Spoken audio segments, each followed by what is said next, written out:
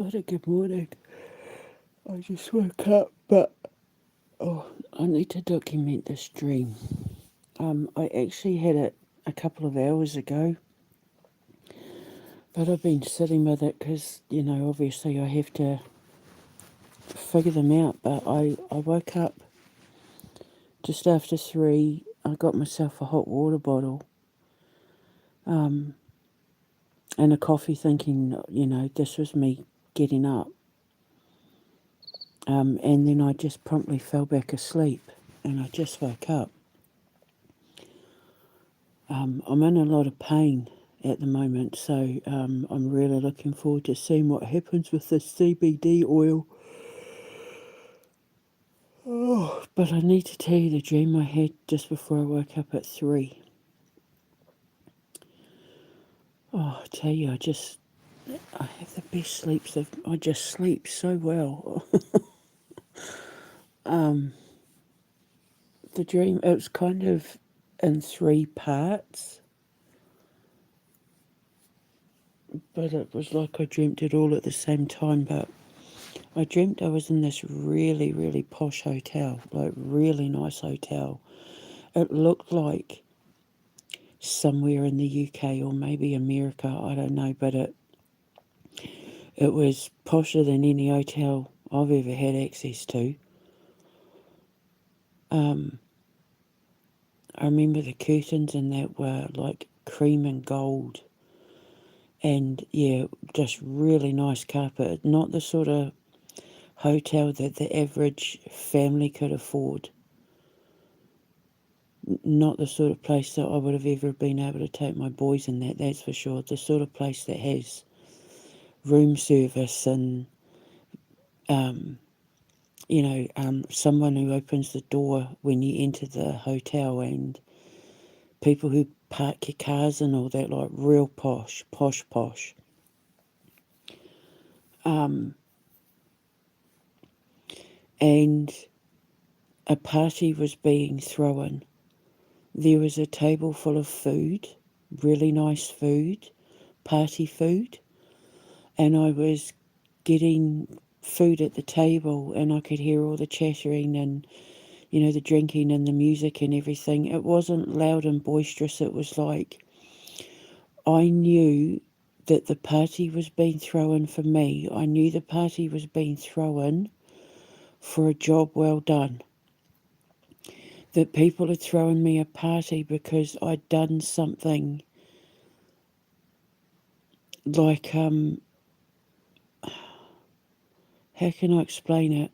In the dream, I knew I was being thrown a party by people who were thanking me for a job well done.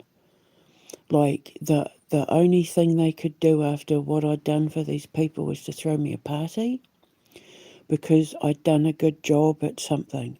And they were so happy, and there was this sense of relief, like, oh my God, it's finally over. It was a long, hard, arduous journey. It was a hard thing that I'd done for these people in my job, but it was finally over. And that I'd done such a good job, the only thing they could do was to celebrate with me, was to throw this party with me and for me to celebrate that it was finally over. And so I was getting food on the plate with a napkin. I think it was like,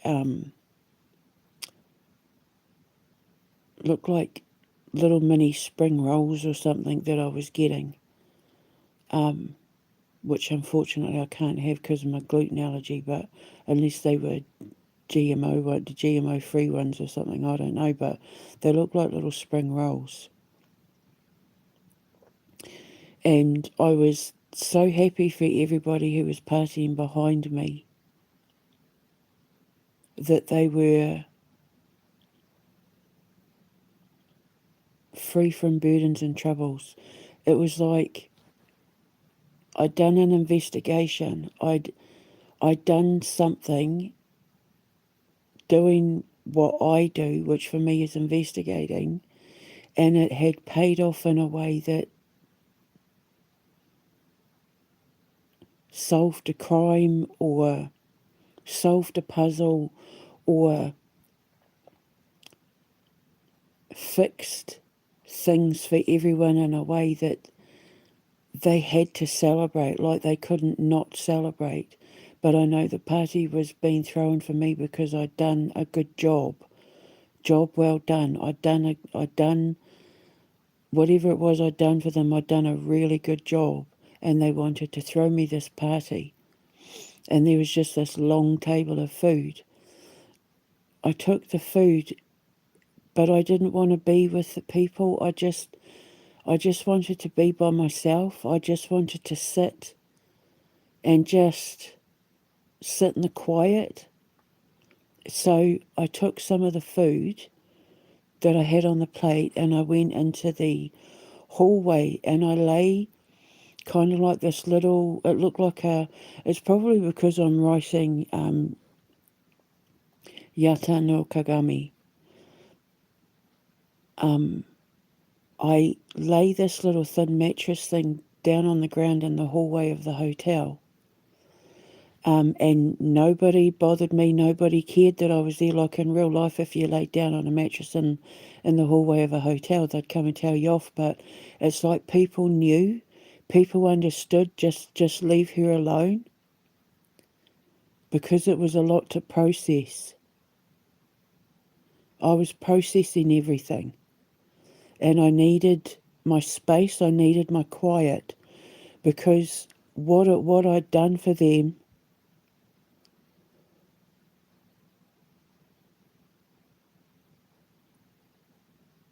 put me through a lot. And I needed to just process everything. So I needed to sit in the quiet. I didn't want to be bothered. I just wanted to be left alone because I was not emotionally, mentally or physically exhausted, although in the dream I just wanted to lay down and heal, but not, how do I explain it? It's like I'd been through a battle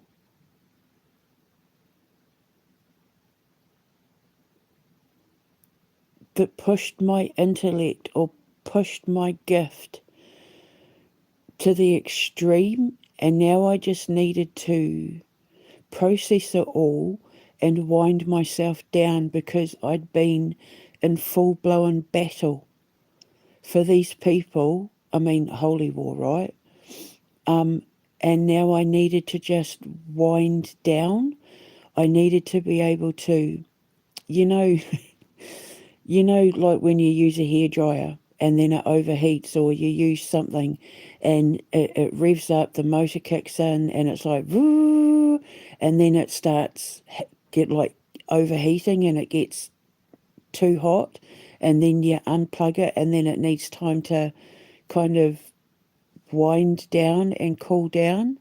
It was like that, but intellectually I needed to just wind down and cool down because I'd used my physics to the extreme or something in order to do this investigation for people or to do this job for people. That's the only way I can describe it. I wasn't physically tired, although I did want to sleep. I wasn't physically in pain. I wasn't emotional. I wasn't mentally drained. I just needed time to sit in my bubble to process what the hell I'd just done for these people. And they knew that, and they were happy. Like it was like just give her space. You let that girl do whatever she needs to do, sort of thing. Including the hotel. It's like everyone in the world knew. Just let her sit in her bubble and process. It's like they understood how I work. They understood how I function. And, yeah. So I lay down on this mattress and I covered myself up with this little thin blanket, and I was really, really comfortable. I was so toasty and comfortable. even though in real life, if I would have been cold and on a hard floor and that, but I had this little thin mattress like what the Japanese people sleep on. And I had this little thin blanket and that, but I was so comfortable and I was so toasty. And then my man came in, and I don't have a man in real life. I'm single, but the man of my dreams, he takes on different forms and has done all my life. But he came in and he was only wearing boxer shorts.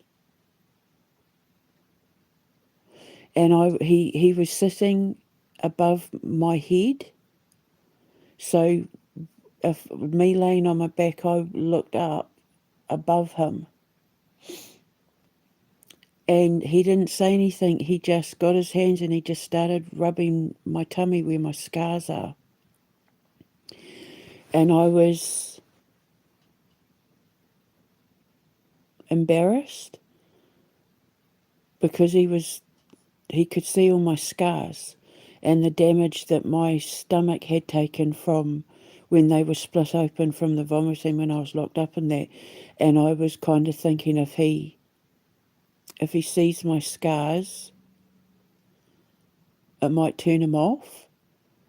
Like he might see that I've got wounds from fighting this holy war.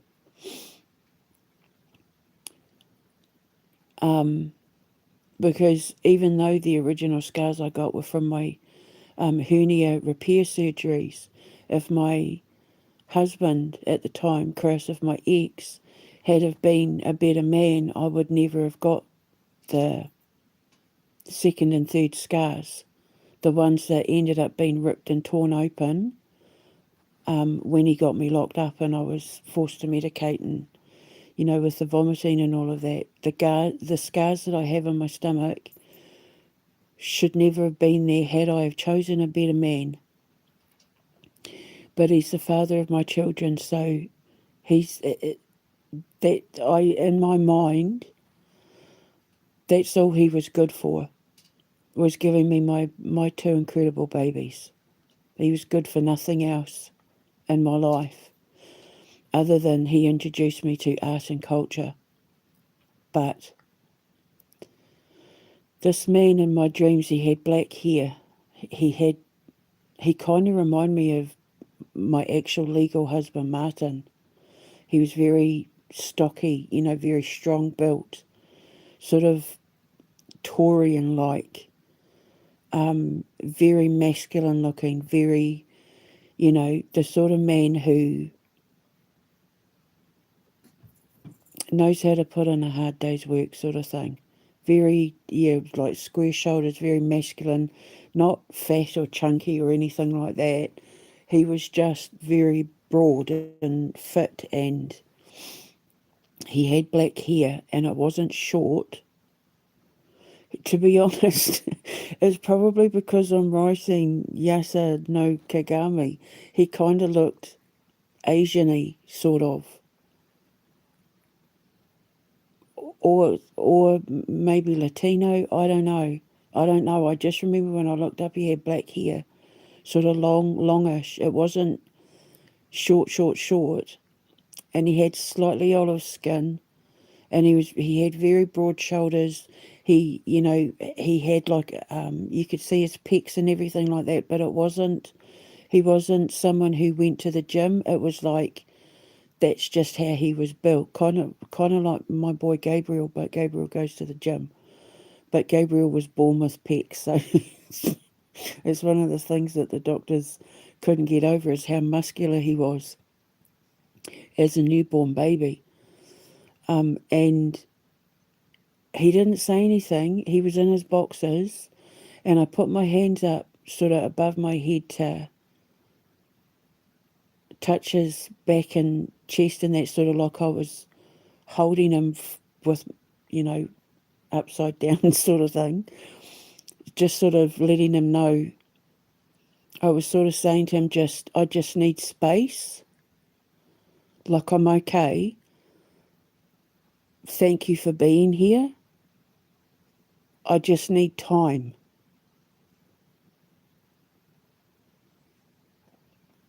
And he leaned forward and he started kissing my scars.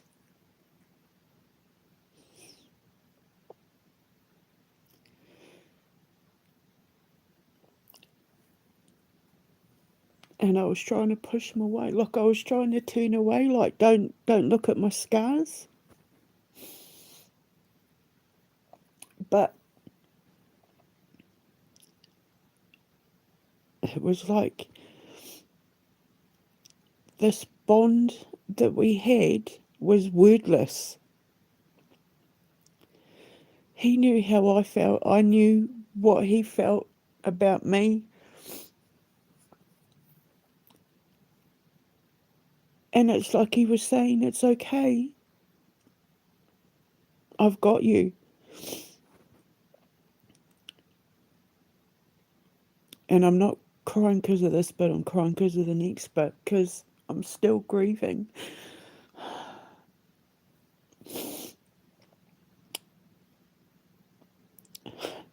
And then I just remember, like, the love that we had, it was wordless. It was so... we just got each other. We just get each other. Whenever I dream about him, we just get each other. We don't have to say anything even in my dreams and that, because we just get each other. And I was laying here when I was going back to sleep thinking about Yata no Kagami. And what it is, I'm actually writing in that when he looks down the well and he sees her at the bottom of the well and he thinks he needs to rescue her. But she's saying, if you come down here, the bond, but like if you step onto the glass, if you break the glass, our connection's going to be lost forever. So he had to find a way to join her in the well without breaking the glass, because there'd been like a curse put on her. Well, there'd been a curse put on the land. There was a curse that had been put on, because it was, I've written it during feudal Japan, right? So there'd been a curse. And it was a curse that was separating night from day. It was a curse that kept the sun from the moon. And he had to figure out how to join her in the sky, basically, without breaking the curse. To break the curse, to join the sun in the sky.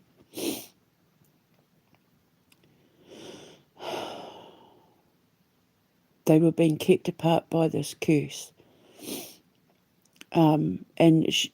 Yeah, I mean, I can't, I'm not going to go into the storyline, but I was embarrassed of him kissing my scars, but he was so gentle and so loving and so understanding. It's like he was saying, but I love your scars because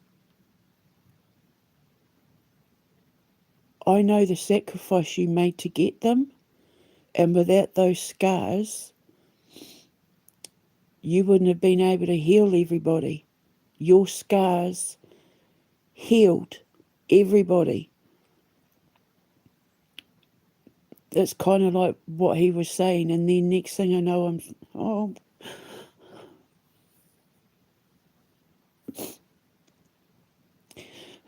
standing looking at Amber.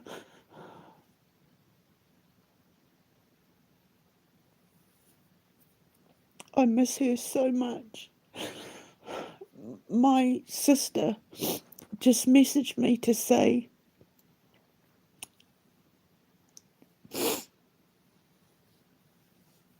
when I woke up and I was trying to process this dream, I saw my sister had messaged me. She'd gotten some of Amber's ashes for me. And she's going to put them in a little urn. So I'll get to have Amber with me. I'll get to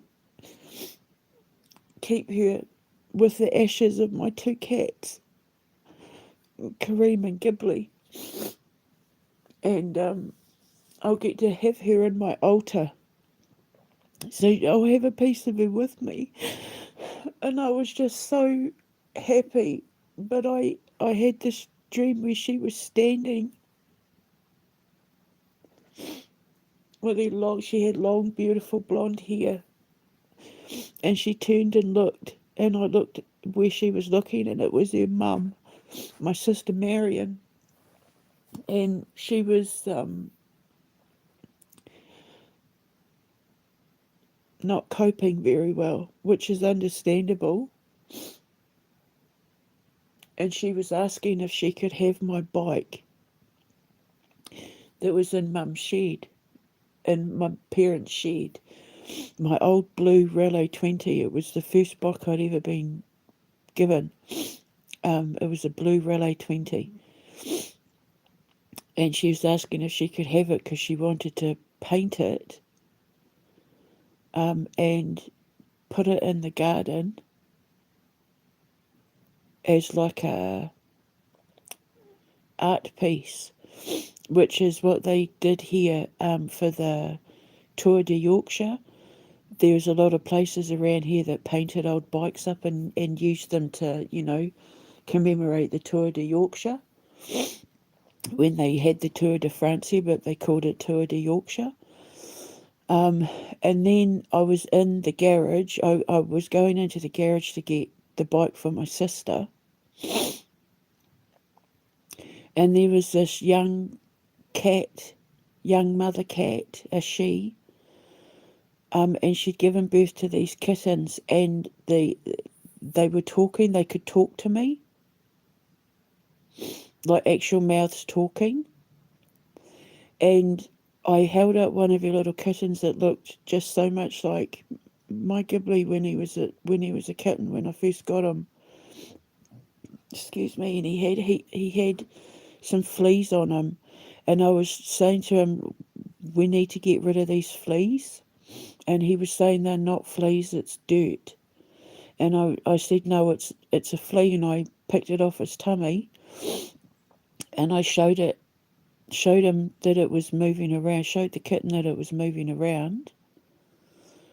And he was like, "Oh," because he didn't realise that he had these little parasites on him. And then I used my thumb and I popped the flea.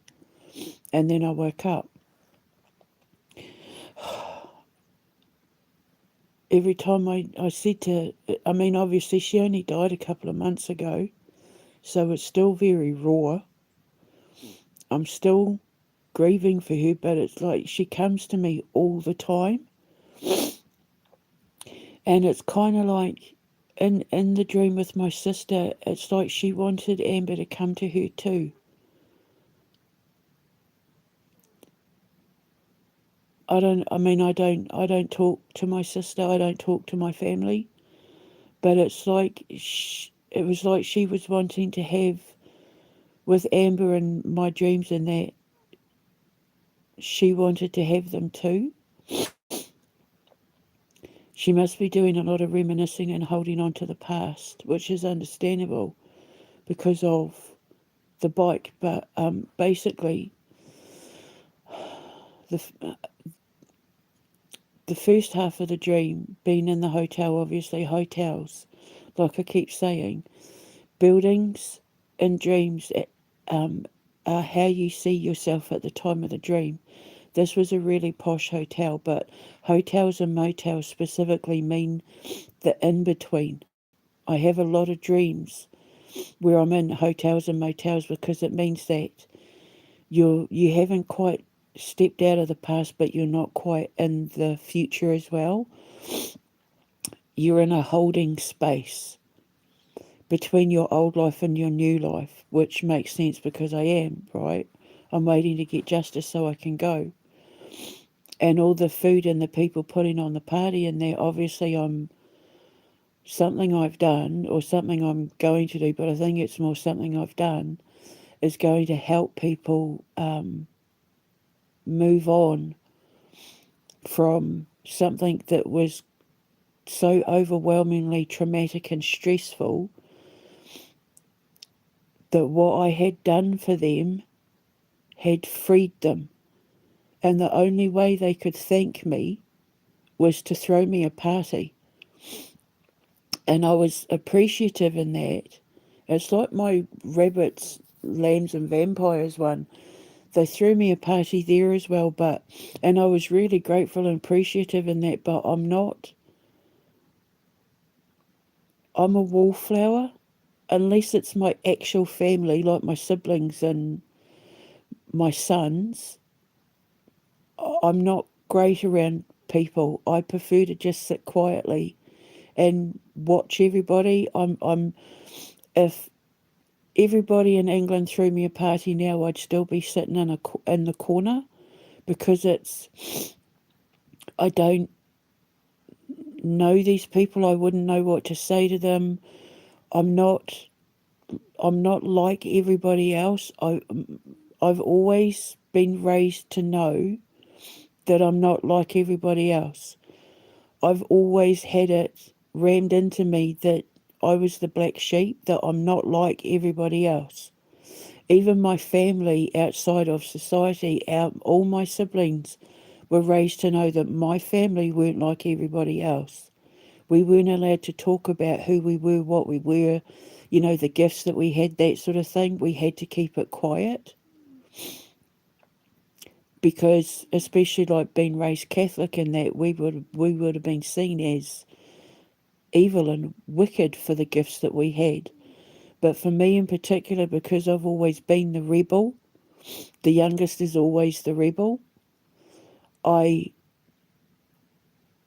don't answer to anybody if I don't respect them. I don't feel the need to have a million friends.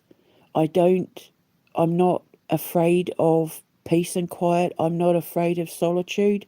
I embrace solitude because I get to think, and I love to think. And I love to just sit back and watch everybody and observe. So it's kind of like it's like everybody knew she's earned that peace and quiet. Like just let her do her thing, because when she does her thing, it's always good for us. Like when they understood my process, and they were happy to just let me do what I was doing. They were off celebrating because they had every bloody reason to be celebrating, I can tell you that. Whatever it was they were celebrating, it was like everybody there in the room, in the hotel, in the city we were in, everybody was just like, oh, thank God that's over. But they knew it was because of my investigation. They knew it was because of something I'd done. And so they were like, just let her do her thing, because she's bloody earned it, sort of thing. But letting me know, thank you so much, like, we can't thank you enough, sort of thing. And let's have a party. And it's like, fantastic. But I just want to sit by myself, because my sons are probably the only two people in the world that understand when I'm around a lot of people, especially in public, or if they're strangers, if they're not people I know in real life, I'm going to be uncomfortable. My son Gabriel was always my emotional support person. He would always just take my hand. He always knew when I was getting uncomfortable or overwhelmed, because I observe and I read people. When I'm around a lot of people, I hear their thoughts, and I see things and stuff, and it's energetically overwhelming. And so I just want to leave. But when it's people that I know, that I have intimate relationships with, I can be myself around them. I can be wacky and funny and silly or quiet or deep and introspective, or, whatever, and they know who I am. And so my son would just intuitively know, it's okay, Mum, and he'd come and hold my hand. And then he'd lead me through town, and Thomas would automatically walk behind me as my watchdog, as my bodyguard, because my sons know that when I'm like that, it's very overwhelming for me. And so they immediately come in to protect me. But in this dream, this man did it. Now, there's this channel that I sometimes listen to. Sometimes I follow him, sometimes I don't, because more often than not, the stuff that he puts up doesn't resonate with me. But every now and then, there's stuff that he'll post that it's like he gets me. And I was listening to him as I was falling back asleep. And it's like he's the only adult in the entire world other than my sons who understands what I've been through, who put me through it, how I got myself out of it, my connection to God, my gift, my EQ. Like he gets me. Every now and then, if he does 20 videos, there'll be one where it's like he gets it. And sitting in the presence of an adult, of a man that I don't have to explain myself to, like if him and I were to sit in the same room together, I wouldn't have to be telling him my story. I wouldn't have to tell him how I got the scars on my body, because remember I've got that big scar on my shoulder from where Chris stabbed me with the needle, with the dirty needle. So my body is covered in scars because of my ex-husband, and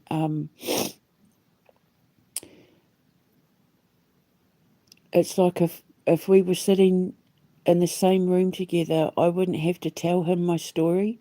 One of the things that I really am not looking forward to when I do actually find the man of my dreams,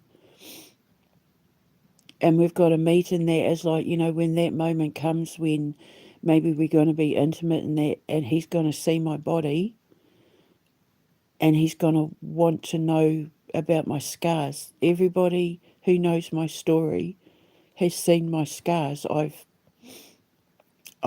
put photos of them up when I was locked up because they were so infected and I was being denied medical treatment. And so I took photos to send my sister and for, legal purposes and that. But if you don't know my story, yes. So if he was a man who I met, just like out and about, and he didn't know my story, he'd want to know where I got my scars from, and I just don't want to have to be with a man where I have to explain myself, because he'd already know. And he'd know not to ask. It's not because of, I don't want anyone's pity. I don't want people to pity me, because they were my wounds of war. They were the wounds that I got fighting a holy war in order to protect the pure and innocent, which is what the cats were about in the dream. But this man comforts me in a way where his words are soothing, because it's like for that brief moment where he drops a video where it feels like he just knows me, our wordless communication is such that it just, for that brief moment, I feel soothed. He soothes me. Like there's someone out there that actually I don't need to explain myself to. I don't want to have to be with a man or meet a man where I've got to explain myself. I just want to meet someone who just gets me, And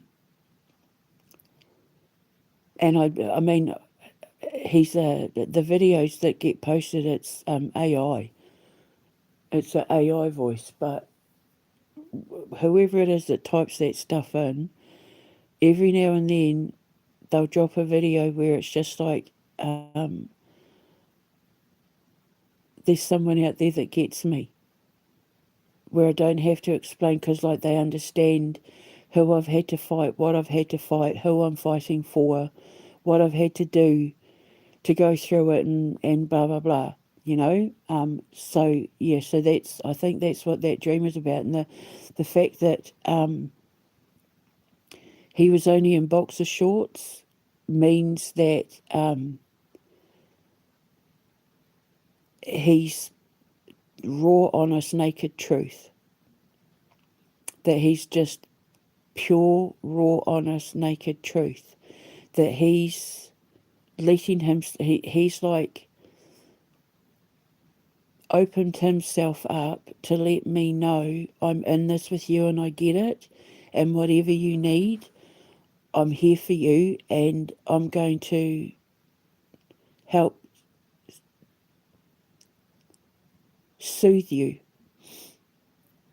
sort of thing. And I was appreciative of it, but I didn't. It's like I don't want to, him kissing my scars and that. I don't want to talk about it because I don't. Once I know I've gotten justice, I don't want to have to talk about what Chris and Martin and that put me through ever again. Ever again. I want to talk about how I healed from it and how it gave me supernatural powers and how it brought me back to God and how it turned me into an occult physicist and ascension scientist. That's what I want to talk about. I don't want to talk about how I got the scars. I want to talk about how getting the scars turned me into someone that can now heal the scars of other people. That's what I want to talk about. Does that make sense? So then, I'm going to get emotional again. Amber, obviously she's letting me know I'm coming home. I'm coming to you because then I found out I'm getting some of her ashes. And I had said to her before she died, if you give me some of your ashes, I'll take some of them to put up on my Red Lil, which is my space navigation system, my little version of a rocket ship. I said to her, if I'm able to get my space program up and running, I'll put some of your ashes, I'll put a little bit of your ashes in the space navigation system. And I said, we'll launch you into space. And you can go to your constellation because I bought her a star.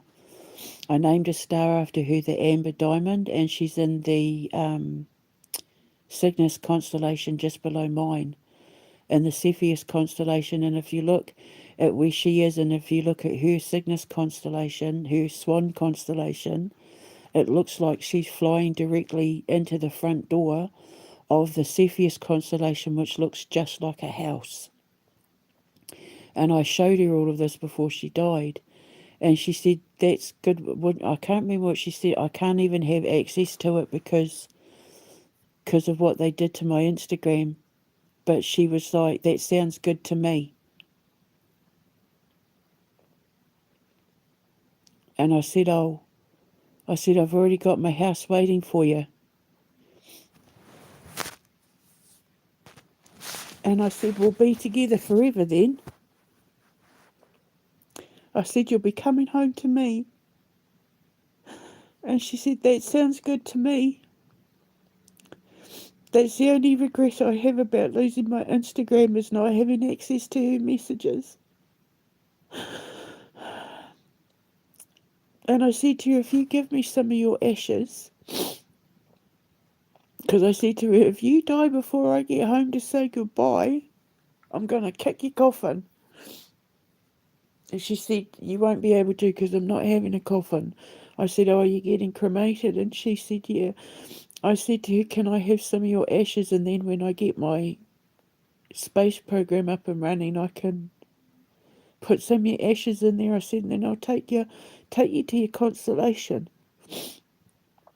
And then my sister just messaged me to say she'd got some of Amber's ashes.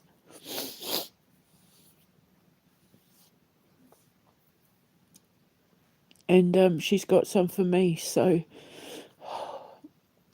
that part of the dream was obviously Amber saying, I'm here, I'm coming to be with you. You're going to have me, like, I'll be right there. So now when I light my incense and my oils and that, I'll have Kareem, Ghibli and Amber's ashes on my little prayer altar. And then at least I'll be able to give her a hug. My sister Marion is obviously, going through a lot. But holding on to the past. Her taking my bike and painting it up to put it in the garden, holding on to the past in order to heal, is what that is. I've cut all ties to my family. I can't, in all good consciousness, forgive what they did to me and my sons because they listened to Chris. They took the side of our abuser and not the side of the victim. And the victim was their own flesh and blood. The victims were their own flesh and blood. I can't, there's no going back from what they did. But I've forgiven them to the point of, it's so that I can move on. I had to let go. Too much damage was done in my childhood and growing up that they haven't healed and I've healed. And to go back into that, I would be going back into the unhealed part of my past.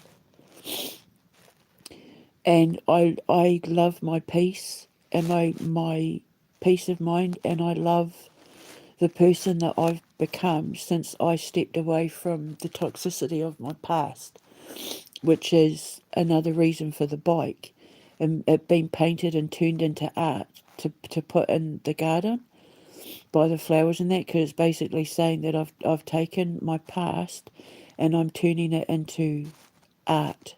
I'm turning it into, well, my school. Basically, it's an art school. It's a creative art school. But taking all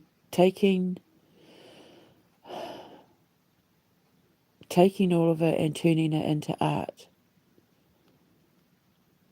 With it being in the garden surrounded by flowers, obviously when you dream of nature, you're talking about God. All dreams where you dream about being in nature, whether it's in a park, around flowers, in a garden, in a forest, whatever, it's about your connection to God.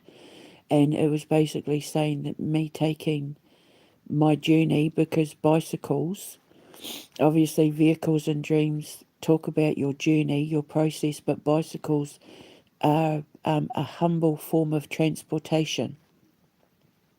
So it's taking my humble past, my humble journey, and turning it into art that brings people closer to God. Which just means, because God means create, so taking my art and bringing people closer to creation for healing, to help them heal, which is why he was kissing my scars, because him kissing my scars is all representing my story being used, the scars of my past being used to heal other people in the future.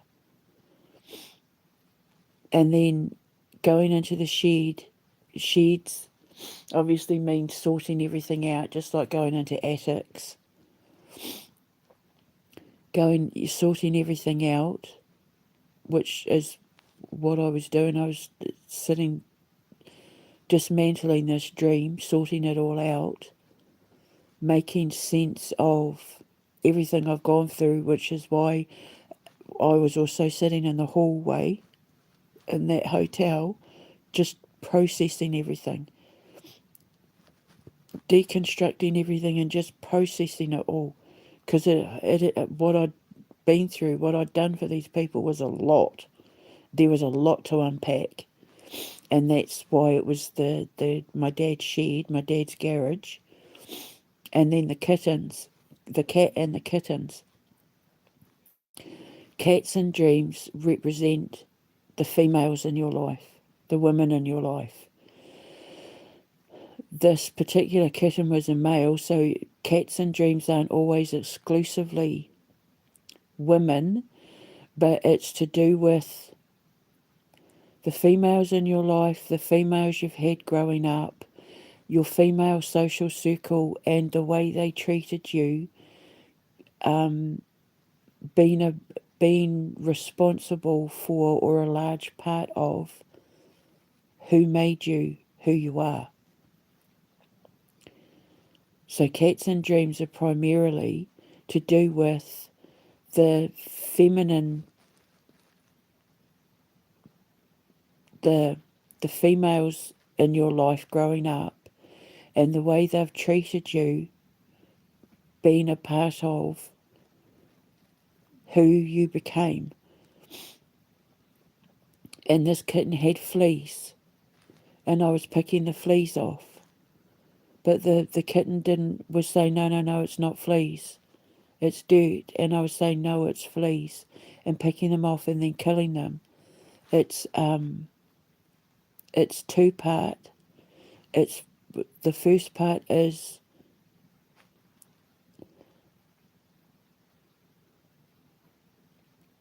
the women in my life who raised me, who I grew up around, the friends that let me down, the women that took my men from me, blah, blah, blah. It's all that sort of thing.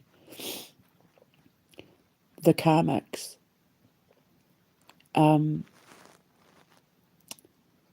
Not having any power over me anymore. No longer being parasitic in my emotional, mental development.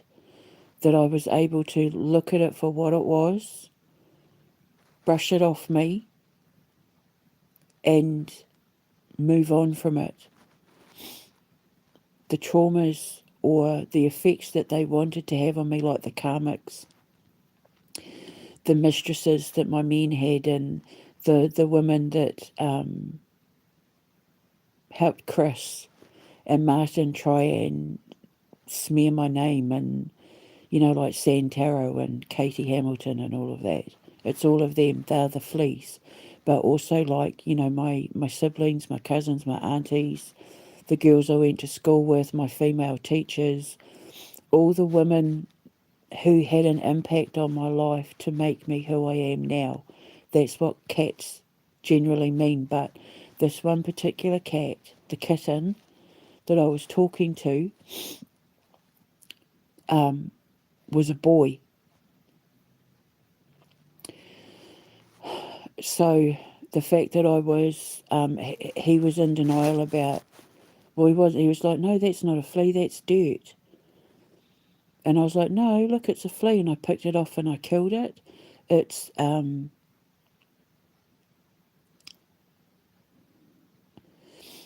me.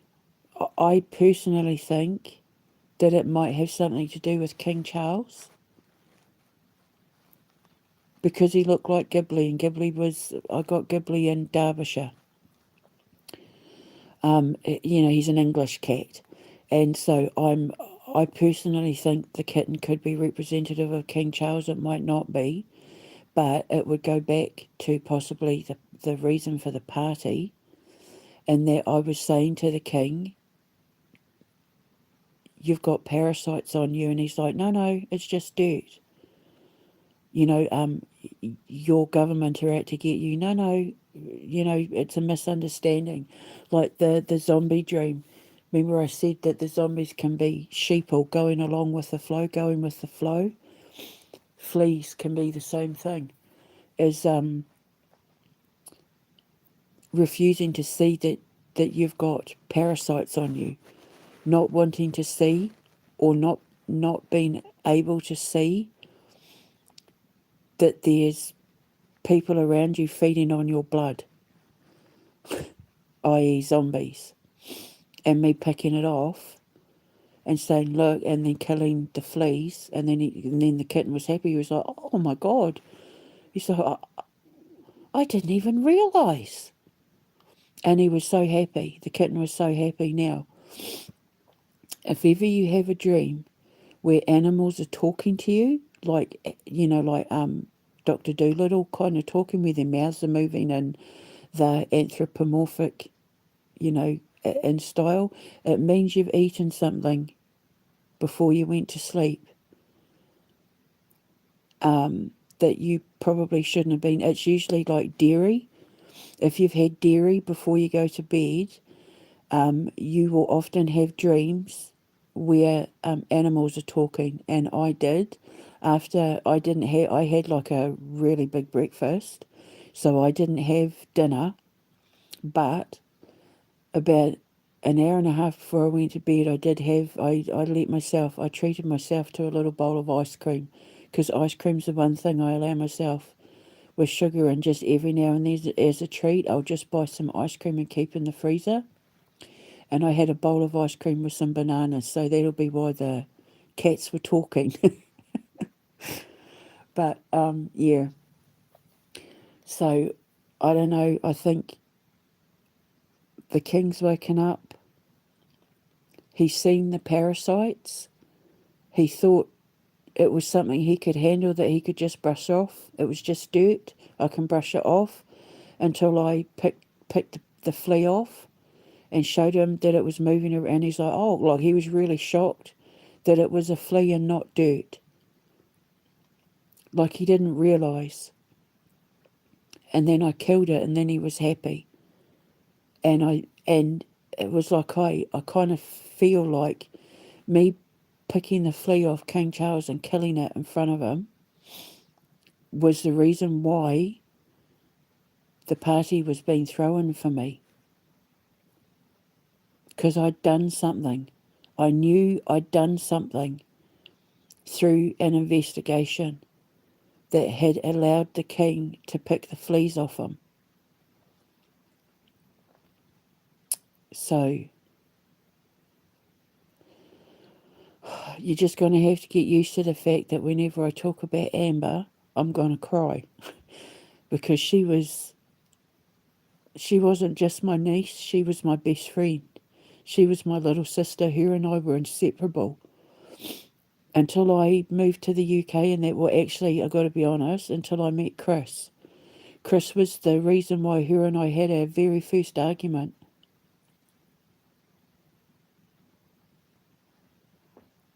We didn't talk for 2 years until I got a letter from her she wrote to me. And then, but yeah, Chris was the first cause of her and I ever having an argument at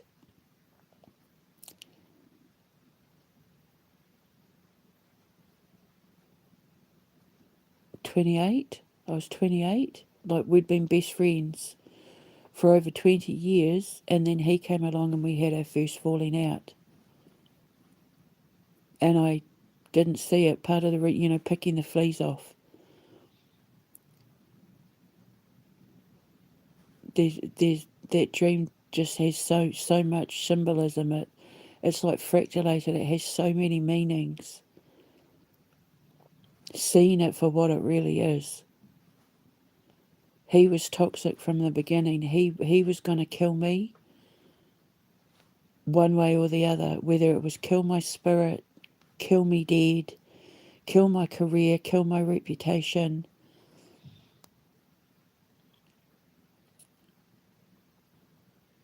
I ignored the red flags. I ignored the fleas. I got Ghibli as a Valentine's Day present, by the way. He bought me Ghibli as a Valentine's Day present, the one and only time he ever bought me a Valentine's Day present. I was always getting him Valentine's Day presents, but he didn't do Valentine's, and then he bought me Ghibli, and Ghibli became my familiar. He was my everything, and then he killed him. He got Ghibli with the same thing he got me. except I survived and Ghibli didn't.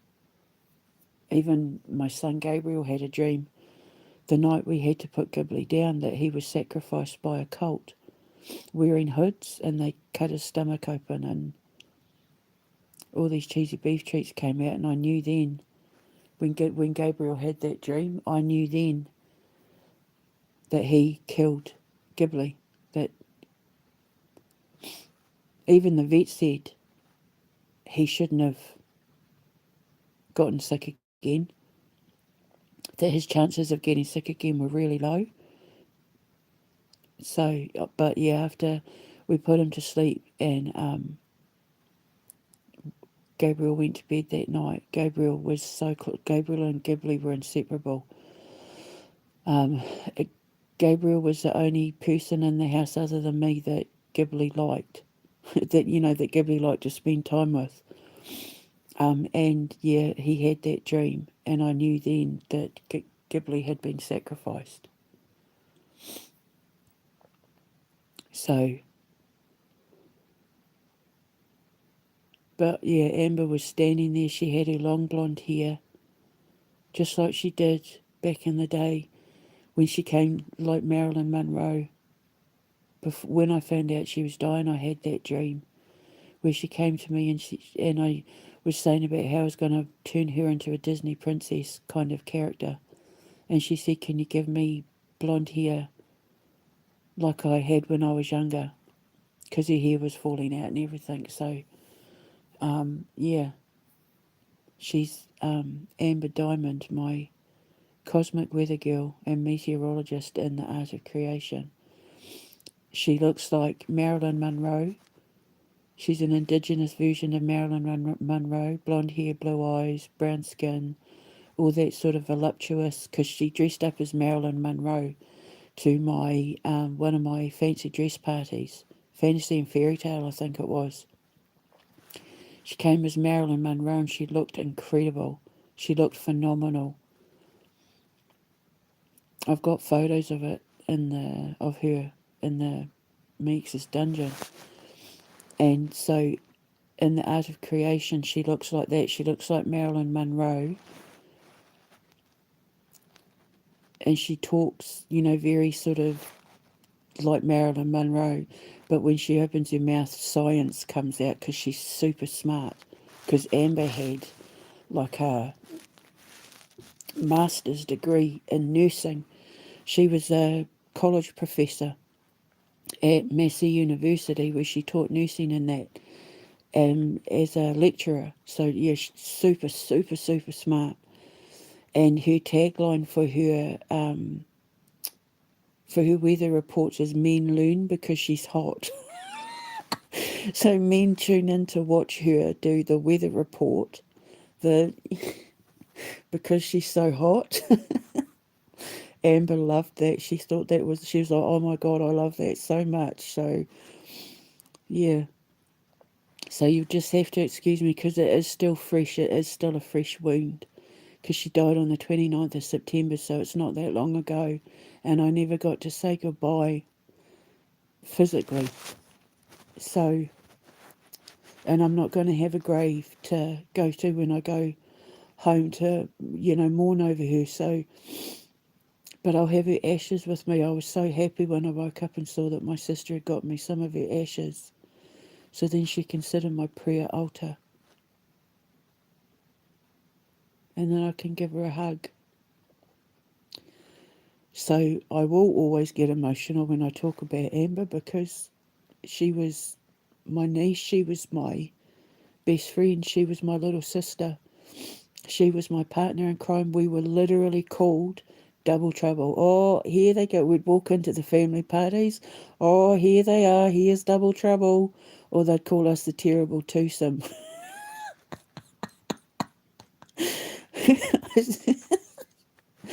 I said to her, "Do you remember when they used to say, oh, here's trouble, here's Double Trouble. Oh, here's the Terrible Twosome coming." That's what my aunties and here they are, they'd say. Because when we were together, we were like the life and soul.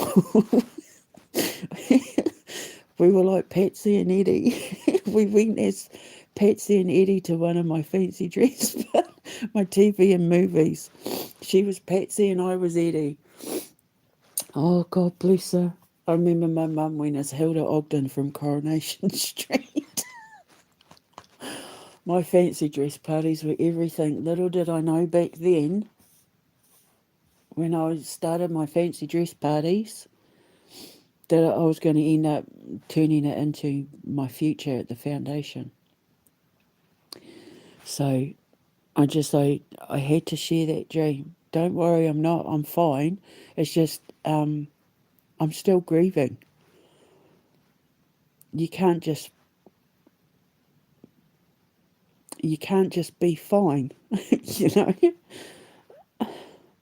And she's been coming to me a lot, because she knew I never got to say goodbye. So now I swear to God, she's going to come back as my daughter. I said to her, go up there and have a rest, and then find me a baby daddy and come back down and be my daughter. And I said, and I'll give you the best life you could ever possibly imagine. I said, you'll be a princess. I said, I will give you the best life.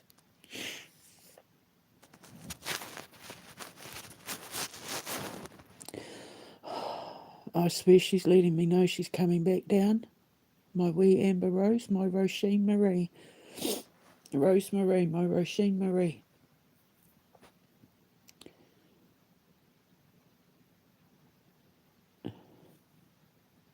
I was thinking about calling her Amber Roisin Marie, but I thought that might be a little bit excessive. So Roisin Marie, my Rosemary. But in my version of my Disney princess movie, she's the Amber Rose.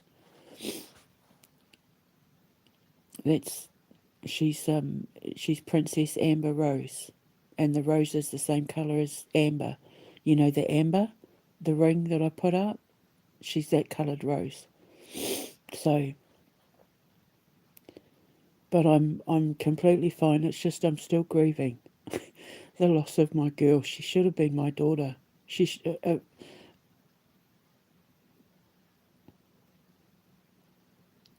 So yeah. So I just had to put that up. I don't know what the investigation was.